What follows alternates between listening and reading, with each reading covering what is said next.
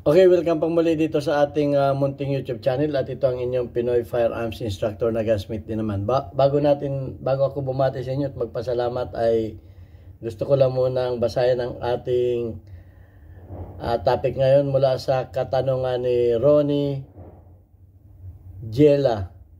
Sabi ni Ronnie Jela ay, Idol, anong kaibahan ng regular size ng 45 ACP at yung maliit ito, at yung maliit na 45 tulad ng Colt Defender?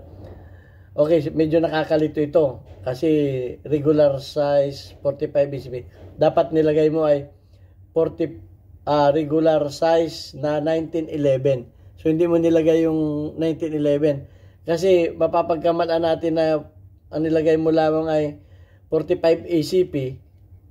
Ay ang pagkakaintindi na natin ito ay Colt Defender na ang bala chambered with 45 ACP. So lilinawin na lamang natin. So pagkukumparahin na lamang natin ay yung regular size 1911 ACP at yung Colt Defender. So kung anong kaibahan ng dalawang model na baril na yan. Yung Defender at saka yung 1911. So, kasi hindi mo nilagay dito yung 1911, pero nilagay mo naman dito yung Defender. Okay, yun ang ating bibigyan ng linaw. At bago yan, ay gusto ko lang muna kayong pasalamatan sa inyong pagla-like at share dahil dadagdagan yung ating mga subscribers. At maraming salamat do sa mga hindi nag-skip ng ads dahil nadadagdagan naman yung ating mga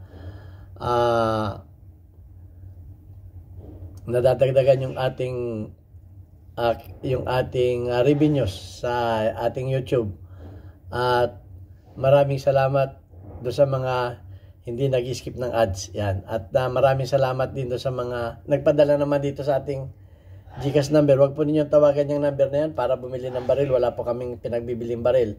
Tumawag po kayo dyan o mag-message kayo. Anak ko po yan ang aking tresurera. Mag-message kayo kung kayo may papaabot na tulong sa ating mga beneficiary kagaya ni, para kayo ay ma-recognize ng ating YouTube channel kagaya ni Aljun Dating at ni Jobit Francisco. At maraming salamat din kay Sir Noli Peace America sa pagpapadala naman sa atin sa ating mga premier videos. Malaking tulong, sir, yung mga pinaabot mo tulong sa ating mga beneficiaries. Okay, punta naman tayo dito. Anong pagkakaiba ng 1911 regular o standard size at yung Colt Defender? Yun na lang ang gagawin natin topic ngayon. So ang pagkakaiba nito ay siyempre yung kanilang laki. Dahil alam naman natin na yung standard size ay ang barrel niya ay 5 inches. So mas mahaba siya. At yung Defender ay 3 inches lang ang barrel niya. So, ang tinatanong lang naman ay kaibahan. So, tingnan na natin. Ang sabi dito ay yung regular size muna. Tingnan natin. Government model yan. Yan yung government model full size. Ang barrel niyan ay 5 inches. At yan ay intended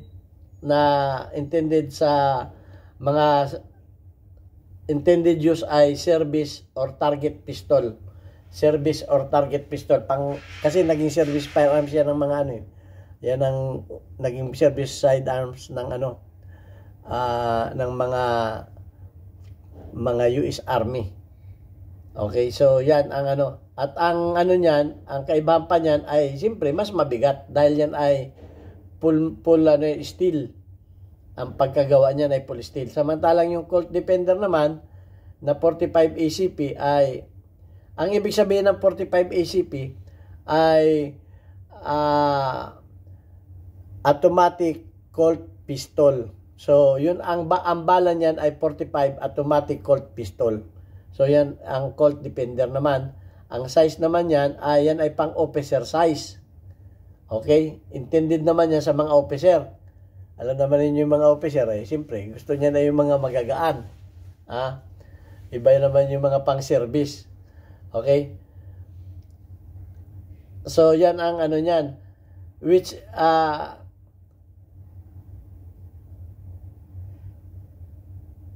shorter than the government model. O, mas maiksi yan. Ang baril lamang niyan ay 3 inches barrel.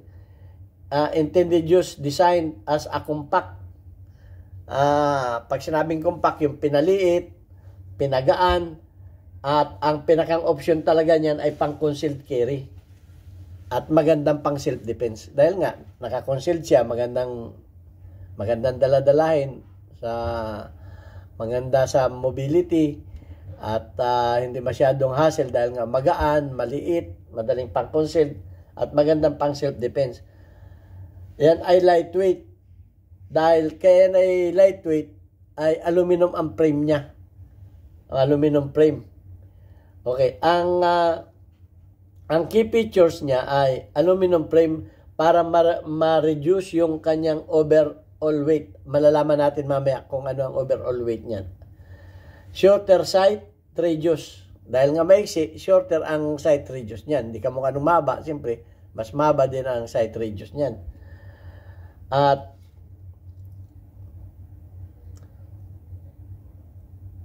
ang compact size niyan, the shorter frame and barrel make it easier to conceal. Yun talaga.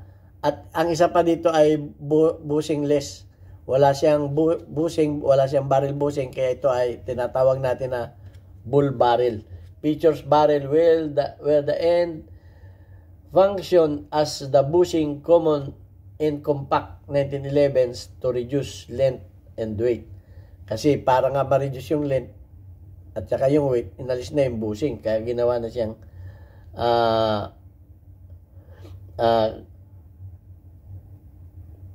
bull barrel na siya. So tingnan pa natin yung iba natin dito.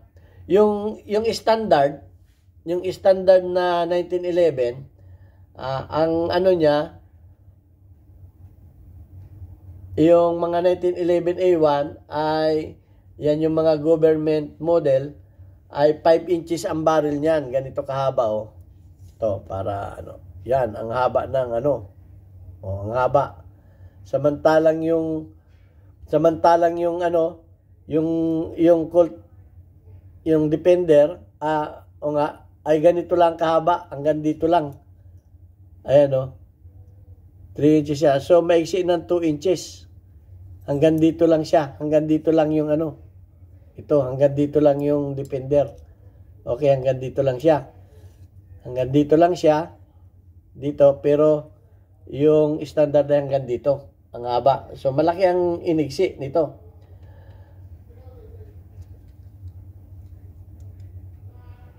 Ito ay officer frames at ang taas nito ay yung taas nito ay 4.8 yung pinakantaas niya. Kumbaga yung taas ng ano niya. Doon sa grip niya. Kasama na yung from doon sa baba ng grip hanggang doon sa taas ng ano niya, ng slide niya ay 4.8. Ayan o. Ito, 4.8. Yan, hanggang dito, 4.8. So, yun ang ano niya, inches tall. Kaya, and the barrel is 3 to 5. Yun na, yun yung barrel na niya. Mas mahaba yung kanyang barrel. Ang Colt Defender ay magandang pang-carry. Compact size. Yun lamang ang kagandahan. Yun ang kagandahan ng ano. At magandang pang self-defense. Ang sabi dito ay, the Colt Defender offers power and performance every time. So, hindi mo matatawaran din ang lakas nito kung sa mga pang self-defense. Kaya napakagandang pang self-defense nito na magandang pang carry. Yun talaga ang purpose kaya ito ay ginawa. This is an excellent choice for concealed carry with no back sight. Maganda ang sight nito, no back sight. And a Colt upswept beaver tail. Maganda na yung beaver tail nito. Kumbaga upswept na ganun yung beaver tail. Nakagano na, kaya wala tayo dito ng ano eh. So, alam na naman ninyo yun, ang ibig sabihin nun. At may grip safety, beaver tail grip safety. This pistol will provide an exceptional grip and quick target acquisition. Oy, napakaganda. So, ito ang magandang pang-carry talaga. Exceptional grip and quick target acquisition. Magandang pang multiple target. Kumbaga. So, yun ang nandito sa review. Tingnan pa natin. Hindi ko nababasahin yung mga dito, yung mga forum. Kasi halos pare-pareho rin naman ang sabi. Ayun, at tingnan naman natin yung tingnan naman natin yung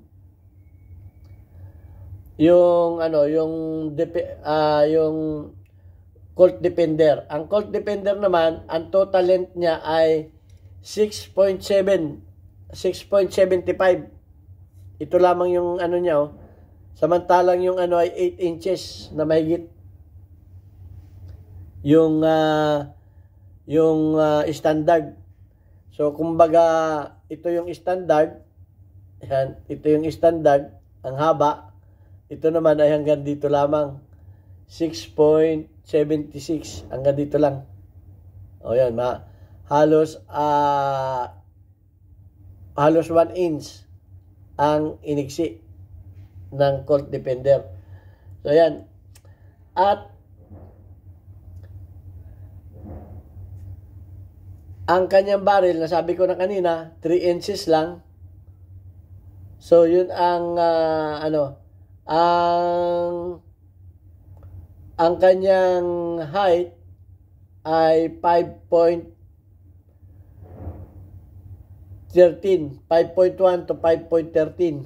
Ganito lang kano yung kanyang height. Barrel and height of around 5.13. Yan yung kanyang So, maliit ito. At ito ay manipis. Mahigit lamang na 1 inch. 1.25 lang. Ito, mahigit lang na 1 inch. Manipis lang ang kanyang niya. Ang kanyang kapal. So, kaya maganda itong magandang pang carry. So, ayun na. Ito, nasabi na lahat. Ang bigat niya ay 24 ounces lang. The Colt Defender is designed as a compact or officer model 1911, making it suitable for concealed carry. Its small size and lightweight compared to full-size 1911s allow for comfortable carrying. Comfortable talaga itong dalhin. The dimension can vary slightly between different models and calibers such as 45 ACP and 9mm version. So ito na yung pinakang maliit na 1911. Mas maliit ito dun sa Commander. Mas maliit pa ito dun sa Colt Commander 1911. So ayan na yung mga nasabi ko na siguro yung lahat na niyan, at kung may kulang pa at may alam pa kayo na pwedeng idagdag, pwede naman yung idagdag para malaman din ng kasi minsan nakakaligtaan kong basahin, nakakaligtaan ko din i-research yung iba. So far, yun lamang. Ang pagkakaiba lang talaga dito ay kasi ang tinatanong ngayon yung size, unang-una yung size, mas maliit yung Colt Defender, mas magaan at mas magandang concealed carry. At ang sabi nga ay pang-officer. O, di pag meron kayo niyan ay para na rin kayong officer kahit hindi. Okay, so ayan. At yun lamang ang tanong, yun lamang ang sagot natin. So, sana may kinapulutan din kayong na may natutunan din kayo dito. So, wala nga lang tayo ditong maipakita na 1911 dahil nagre-rely lang tayo sa, wala ako sa Pilipinas, wala akong sariling baril dito. Nagre-rely lang tayo sa baril ng kumpanya.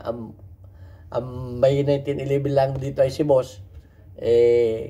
Hindi na pinahiram sa atin, nakatago na, ayaw magasgas.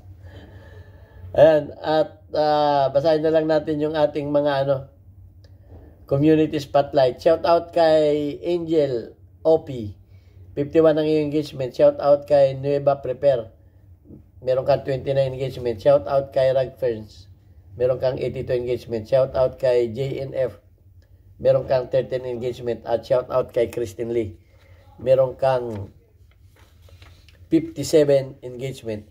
At shout out na rin sa ating